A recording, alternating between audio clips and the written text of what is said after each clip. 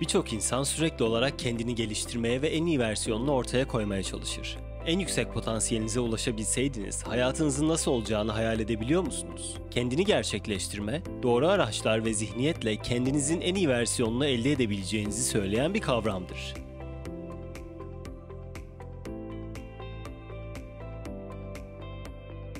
Kendini gerçekleştirme terimi, psikolog Abraham Maslow tarafından geliştirilen bir kavram olan Maslow'un ihtiyaçlar hiyerarşisine dayanmaktadır. Genellikle bir piramit olarak gösterilen Maslow'un teorisi, insanların yukarı çıkabilmeleri için önce piramitin altındaki ihtiyaçlarını karşılamaları gerektiğini belirtir. Maslow'un ihtiyaçlar hiyerarşisi, aşağıdan yukarıya doğru fizyolojik ihtiyaçlar, ait olma ve sevgi ihtiyacı, saygı ihtiyacı ve kendini gerçekleştirmedir. Piramidin en tepesine ulaştığınızda aydınlanmayı veya hayatınızın amacını keşfedersiniz. Maslow kendini gerçekleştirmenin aslında oldukça nadir olduğuna ve yetişkinlerin sadece %1'inin buna gerçekten ulaşabileceğini düşünüyordu. Modern psikoloji bu sayının aslında daha da yüksek olabileceğini ve yaş, cinsiyet veya ırkla sınırlı olmadığını öne sürüyor.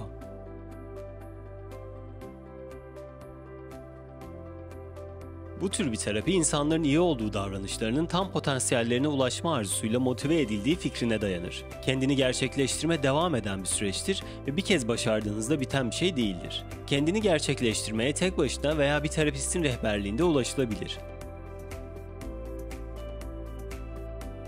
Kendini gerçekleştirme, kendinin en iyi yönlerini geliştirmek anlamına gelir. Çünkü kişiliğin her yönü geliştirilmek zorunda değildir.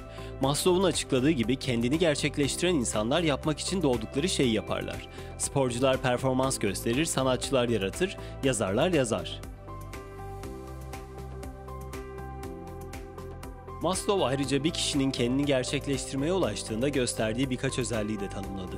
Bunlar, kendini, başkalarını ve doğayı kabul etmek, sadece yakın çevreyle değil bir bütün olarak insan ırkıyla özdeşleşmek, adalet, basitlik, doğruluk ve kendi kendine yeterlilik gibi daha yüksek seviyeli değerler, daha büyük bir gerçeklik algısı, iyi ve kötü ile araçlar ve amaçlar arasında daha net ayrım yapabilme, çatışmaların çözümü, mahremiyet ve yalnızlıktan zevk ve arzu duyma, özerklik, spontanelik ve basitlik, problemi merkeze almak veya zevk aldığı işlerde kendini kaybetmek, yaratıcılık, derin duyguların takdir edilmesi, kendini gerçekleştirmiş olmaktan kaynaklı sık zirve deneyimleri, derin kişisel ilişkiler ve felsefi bir mizah anlayışıdır.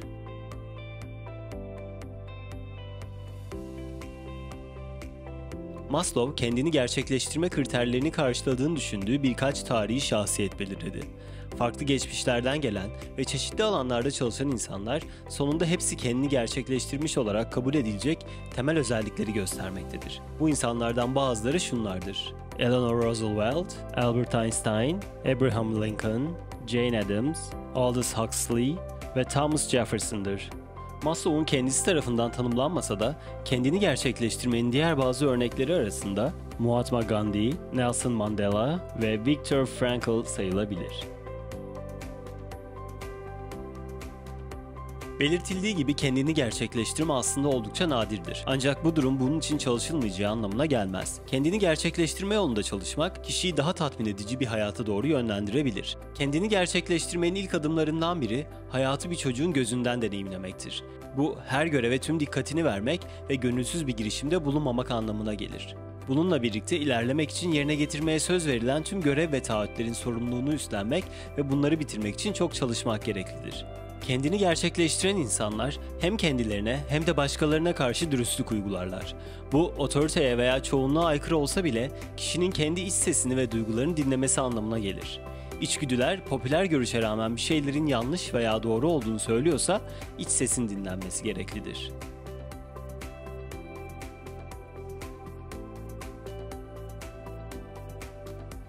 Kendini gerçekleştirme yolunda çalışmak için günlük hayatta uygulanabilecek egzersizler vardır. Yapabilecek ilk şey kabul pratiği yapmaktır. Bu, rastgele bir zihniyete sahip olmamak için yeni bir düşünce biçimini benimsemek anlamına gelir. Bu, kişiyi yaratıcı olmaya ve dünyayı muhtemelen daha önce görmediği bir şekilde görmeye yönlendirir. Kendini gerçekleştiren insanlar kendilerine zaman ayırırlar. Örneğin yürüyüşe çıkarak, meditasyon yaparak veya günlük tutarak kendileriyle barışık olmak amacıyla kendilerine zaman ayırırlar. Kendini gerçekleştirmiş insanlar başkalarının düşünce ve görüşlerine güvenmezler.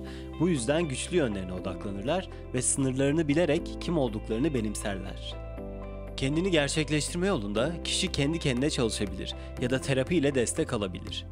En iyi versiyona ulaşma yolunda ilerlerken üstesinden gelinmesi zor engellerle karşılaşılması normaldir.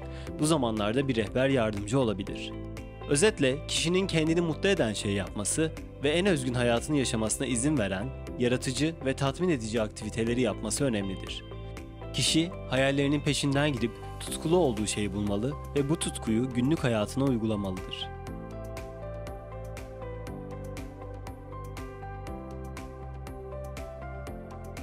Lütfen videoyu beğenmeyi, kanala abone olmayı ve bildirimleri açmayı unutmayın.